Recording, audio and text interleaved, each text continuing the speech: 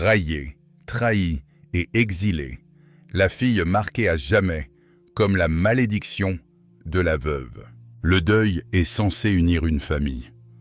Mais dans cette histoire, le deuil s'est aiguisé en un couteau et il a frappé non pas le coupable, mais l'innocente. Lorsqu'une mère perdit son mari à la chasse, le feu de la tribu s'assombrit de chagrin. À ses côtés se tenait sa fille, une enfant qui apportait de l'eau, portait des herbes et murmurait du réconfort à travers la nuit. Pourtant, chaque acte de bonté fut tordu par l'envie. Chaque soin fut empoisonné par des murmures.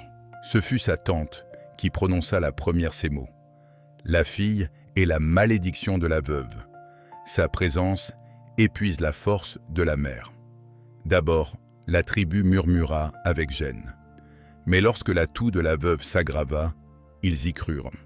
Quand ses pas vacillèrent, ils la désignèrent. Et quand son souffle devint court, ils se moquèrent de la fille, comme si elle avait elle-même volé la vie de sa mère. Les enfants crachèrent les mots « porteuse de malédiction ». Les femmes détournèrent le dos. Même les anciens, avides de trouver un coupable, ordonnèrent à la fille de dormir hors du cercle du feu. Elle regarda sa mère dépérir, tandis que la tribu riait de sa douleur. Mais l'envie brûle plus longtemps que le deuil, et la trahison coupe plus profondément que la mort. La fille ne portait aucune malédiction, seulement l'amour. Et lorsque la vérité sur la tromperie de sa tante fut révélée, la tribu apprit que le poison le plus cruel n'est ni l'ombre ni l'augure, mais les mensonges prononcés par ceux qui ont faim de pouvoir. Les chasseurs revinrent au crépuscule, le silence lourd sur leurs épaules. Parmi eux, une lance manquait à son propriétaire. Le sang tachait le bois, mais nul homme ne la portait. Un cri de femme déchira le camp. C'était Lyra, dont le mari avait mené la chasse. Elle s'arracha les cheveux et tomba à genoux lorsque la vérité la frappa.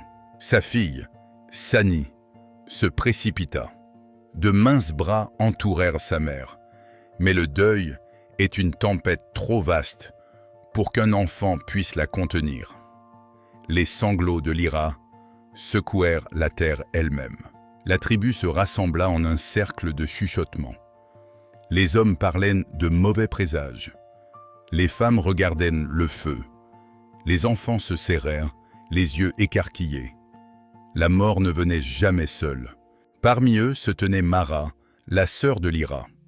Son visage était un masque de tristesse, mais ses yeux brillaient comme des pierres mouillées. Elle se pencha vers Lyra, murmurant des mots qui saignaient dans l'air. « C'est trop d'amour qui l'a lié », murmura Mara. « La veuve porte le chagrin, et sa fille porte la malédiction. » Les murmures prirent forme devant le feu. Certains secouèrent la tête, mais d'autres acquiescèrent. La peur a toujours besoin d'un visage, et Mara leur en avait offert un. Cette nuit-là, Lyra resta immobile, son corps vidé par le deuil.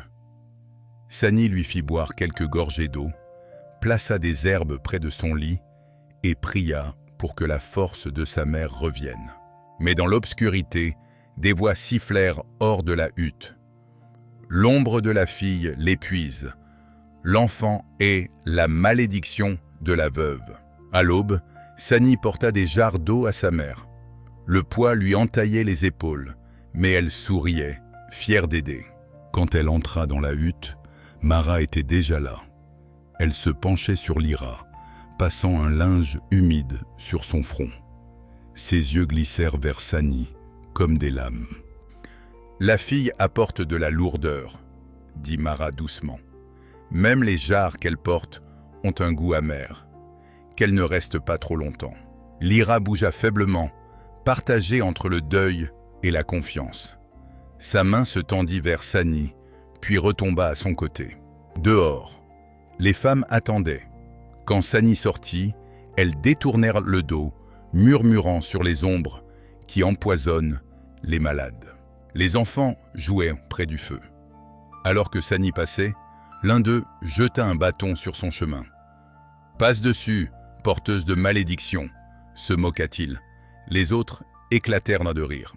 Le visage de Sani brûlait, mais elle ne pleura pas.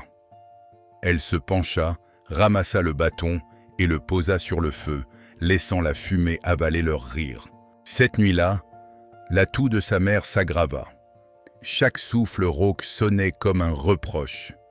Mara attisait les flammes du soupçon, disant à la tribu que la présence de la fille empirait la maladie. Au troisième soir, Sani fut condamnée à dormir au-delà du cercle.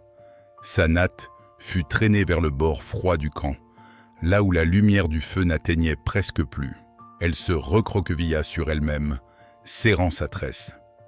De l'autre côté des flammes, elle entendit les enfants chuchoter le nouveau nom que la tribu lui avait donné. La malédiction de la veuve. La tribu se rassembla pour le rite de deuil. Des torches cerclaient le feu, la fumée s'élevant dans la nuit comme des prières. Sani avança, tenant une tresse d'herbe tressée. Elle l'avait faite pour sa mère, un simple gage d'amour. La main de Mara surgit, l'arrêtant. « N'apporte pas ta malédiction aux flammes », siffla-t-elle. « Les morts ne trouveront pas le repos si tu touches l'offrande. » Des exclamations parcoururent le cercle. Les anciens fronçaient les sourcils, mais nul ne parla. La peur était plus forte que la vérité. Sani baissa les yeux et recula. Les enfants riaient derrière leurs mains, leur ricanement tranchant comme du silex. Mara entra dans la lueur du feu, tenant la tresse bien haut. « C'est l'enfant qui l'a tissée », dit-elle d'une voix douce. « Mais en tant que sœur de sa mère, c'est moi qui la porterai. Les morts ne doivent pas être couverts de honte. » Les applaudissements éclatèrent, comme la pluie. La tribu loua la sagesse de Mara, l'inondant de hochements de tête et de murmures de respect. Le cœur de Sani se tordit. Son présent, son amour, avait été volé au grand jour, transformé en gloire pour sa tante.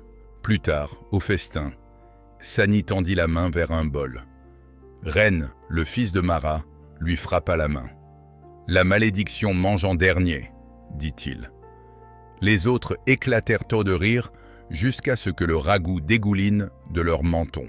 Son estomac grondait, mais sa gorge brûlait plus encore. Chaque rire était une lame, chaque regard une chaîne. Elle s'assit dans l'ombre, regardant sa mère tousser. Le feu réchauffait l'air, mais la honte glaçait ses os. Les jours saignaient dans les nuits, et chacune apportait un mépris plus aigu. Les pas de Sani déclenchaient des chuchotements. Son ombre, projetée sur le feu, poussait les femmes à serrer leurs enfants contre elle. Quand sa mère cracha du sang sur la terre, Mara éleva la voix. « Voyez-vous, la fille l'épuise, elle porte la mort dans son souffle. » Les mots frappèrent plus fort que des lances. Certains acquiescèrent, avides de croire. D'autres détournèrent les yeux, honteux de leur silence. Au jar d'eau, Sani se pencha pour boire. Ren la poussa violemment à l'épaule. La coupe bascula, se vidant dans la poussière. « Même l'eau te fuit !» railla-t-il. Les enfants éclatèrent de rire, scandant « Malédiction de la veuve ! Malédiction de la veuve !» jusqu'à ce que ses oreilles résonnent. Ses mains tremblaient, tandis qu'elle serrait la jarre vide. Un instant, elle voulut la jeter sur eux, briser le mensonge en éclats d'argile. Mais elle ravala le feu dans sa poitrine. Si elle brûlait trop tôt, il ne resterait que des cendres. Cette nuit-là, elle se glissa auprès de sa mère. Elle posa un linge humide sur ses lèvres, murmura des prières et tressa un nouveau cordon avec ses propres cheveux. Mara se tenait dans l'embrasure, l'observant. Son sourire se courba comme un couteau. « Même tes cheveux portent le chagrin », murmura-t-elle. « Demain, la tribu verra ce qu'ils sont vraiment. » Sani se figea, la tresse serrée dans ses mains. Elle savait que la tempête approchait, et elle savait que sa tante brandirait la foudre. La tribu se rassembla au sanctuaire de pierre. L'air était lourd de fumée, le ciel gonflé de nuages d'orage. Sani serrait sa tresse de cheveux. C'était son dernier cadeau pour sa mère, tissé de larmes et de nuits sans sommeil. Mara s'avança devant elle. Elle leva les mains bien haut. « L'enfant de la veuve apporte des présages de mort », cria-t-elle. « Voyez le cordon qu'elle tient, une malédiction nouée brin par brin. » Des exclamations emplirent le cercle. Les visages se tournèrent, les yeux se plissèrent. La peur se répandit comme un feu bondissant de hutte en hutte. Les genoux de Sani tremblaient, mais sa voix jaillit. « C'est à moi. Je l'ai tissé pour elle avec mes propres cheveux, mes propres mains. C'est de l'amour, pas une malédiction. » Mara arracha le cordon de ses doigts. Elle le jeta dans le feu. Les flammes l'avalèrent en secondes, la fumée s'élevant noire. « Voyez !» cria Mara. « Même le feu recrache son chagrin. Garderons-nous un enfant qui empoisonne le dernier souffle de sa mère ?» La foule rugit d'approbation. Les hommes frappaient leurs bâtons. Les femmes murmuraient des prières. Les enfants fixaient la scène avec des yeux effrayés. Le cœur de Sani se brisa avec la fumée. Son offrande était perdue, sa voix noyée, son amour tordu en preuve de mal. Le chef leva la main. Emmenez Sanat au-delà du cercle. Dès ce soir, elle dormira dans la poussière. Que le feu brûle libre de son ombre. On traîna Sanat jusqu'au bord du camp. La lueur du feu l'effleurait à peine, et le vent nocturne mordait comme des crocs. Les enfants suivirent, lançant des cailloux dans l'obscurité. « Dors bien, malédiction de la veuve !» se moquèrent-ils. Leurs rires résonnèrent plus longtemps que les flammes. Sani se recroquevilla, serrant ses genoux. La toux de sa mère résonnait faiblement depuis les huttes, chaque son la déchirant plus que le froid. À l'aube, elle se glissa vers le feu. Mais des mains la repoussèrent, des voix criant « Reste dans la poussière. Ton ombre n'a pas sa place ici. » Elle mangea des restes jetés comme à un chien. Un os sans chair, une croûte de grains brûlés. Chaque bouchée avait le goût de la honte. Sa mère s'affaiblissait. Mais Mara lui barrait la porte, disant « Ton contact hâtera sa mort. Laisse-lui la paix, si tu l'aimes. » Les poings de Sani saignaient à force de serrer. Mais elle obéit. Chaque nuit, elle s'allongeait sous les étoiles, murmurant des prières que sa mère n'entendrait jamais. Au 7e matin, un cri fendit le camp. Le souffle de l'Ira s'était arrêté dans la nuit. Sani chancela, mais des bras puissants la retinrent. La voix de Mara domina la foule. « La veuve est partie. La malédiction demeure. Chassons-la avant qu'elle ne nous empoisonne tous. » Le peuple acclama comme s'il était libéré. Leur deuil ne se transforma pas en chagrin, mais en fureur dirigée contre une enfant déjà brisée. Le bûcher funéraire brûlait haut. La fumée s'élevait dans le ciel gris, tandis que les cendres se dispersaient au vent. Sani se tenait au bord de la foule. Elle tendit la main, mais des mains la repoussèrent. Sa place n'était plus parmi les vivants. Mara entra dans le cercle, drapée d'un manteau de fourrure tressée. Sa voix résonna. « Je suis resté auprès de ma sœur jusqu'à son dernier souffle. J'ai porté ses fardeaux quand d'autres ont failli. » La tribu baissa la tête, murmurant leur respect. Chaque mot rapetissait Sani davantage, jusqu'à ce qu'elle ne soit plus qu'une ombre dans la poussière. Elle tenta de parler. « J'étais avec elle, je... » Mais sa voix se brisa, noyée par les chants de Mara la gardienne. Les enfants se moquèrent de son tremblement. Ils tirèrent sur leurs manteaux, toussant de faux accès, la pointant du doigt comme si sa simple présence apportait la maladie. Ren la bouscula avec un rictus. « Retourne à ta place dans la poussière, porteuse de malédiction !» ricana-t-il, jetant une poignée de cendres dans ses cheveux. Les yeux de Sani brûlaient, mais aucune larme ne coula. Elle n'en avait plus. Seul le silence et la rage la maintenaient debout. Cette nuit-là, elle s'allongea hors du camp. Le feu rugissait au centre, mais sa chaleur ne l'atteignait pas. Elle serra contre sa poitrine le peigne brisé de sa mère, la seule chose que Mara n'avait pas volée. Au-dessus d'elle, les étoiles observaient en silence. Même le ciel semblait retenir son souffle devant ce qui allait venir. La troisième nuit après les funérailles, le guérisseur fouilla la hutte de Mara. Il avait remarqué des herbes manquantes dans sa réserve, et des maladies se répandaient là où elles auraient dû s'apaiser. Sous un panier, il trouva des feuilles fanées, couvertes d'une poudre noire. Ses yeux se plissèrent. Ce n'étaient là pas des herbes de guérison, mais celles qui affaiblissent le souffle. Le guérisseur ne dit rien, mais la rumeur courut comme la fumée. À l'aube, les murmures s'accrochaient au camp comme un brouillard. Les mains de Mara ne sont pas propres. Sani entendit depuis sa place dans la poussière. L'espoir scintilla, fragile comme une étincelle sous la pluie. La vérité pouvait-elle enfin surgir? Ce soir-là, le chef convoqua le cercle. Sa voix était lourde. « Nous pleurons encore, mais nous devons aussi juger. Les mensonges ou les malédictions ne peuvent marcher parmi nous. » Mara s'avança, souriante. Son manteau de fourrure luisait, son menton haut. « Oui, jugez. Bannissons la malédiction une fois pour toutes. » Le guérisseur leva le panier d'herbes. « Elles ont été trouvées dans ta hutte, dit-il, pas dans les mains de la fille. Parle, Mara. Pourquoi gardes-tu du poison dans l'ombre de ton feu ?» La foule haleta d'une seule voix. Les yeux se détournèrent de Sani vers Mara, les visages pâles, incertains. Pour la première fois, le sourire de Mara se fissura. Elle éleva les mains, ses mots trébuchants.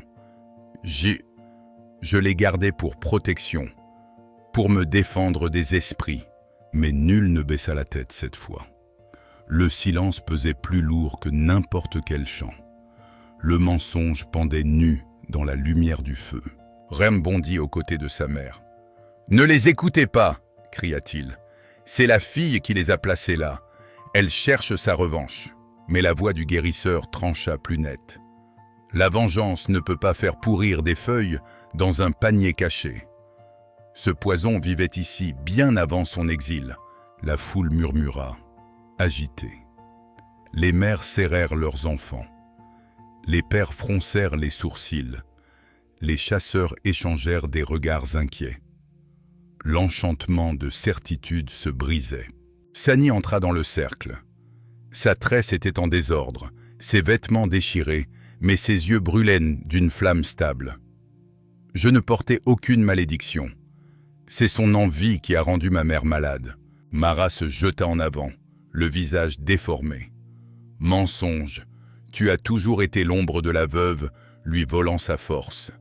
Je n'ai fait que tenter de la sauver de toi. » Le chef leva son bâton. Sa voix tonna. « Assez! Les herbes parlent! La vérité est claire! » La fureur de Mara s'effondra en désespoir. Elle tomba à genoux, griffant la terre. « C'était ma sœur, je voulais seulement sa place. Pardonnez-moi. » Mais personne ne bougea pour la relever. Le silence de la tribu était plus froid que l'exil, plus lourd que des chaînes. Sani brandit le peigne de sa mère.